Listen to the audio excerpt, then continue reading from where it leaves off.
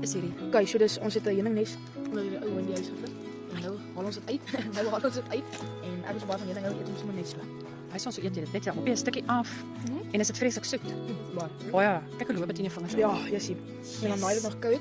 En nou lyk dit soos 'n stukkie wax. Ja, dit lyk soos wax, maar dit is amper so 'n chappie.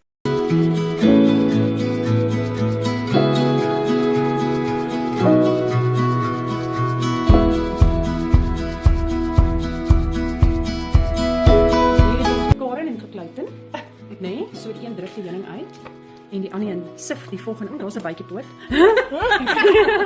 Dis 'n hele proses. Hierso word die heuning uitgedruk, dan gooi ons die was daarin. Dan kom dit deur die sif nog 'n bietjie en daar's nog die koekas. En dan word dit ingegooi. Hoeveel heuning het julle? Redelik baie. Julle al daai heuning al.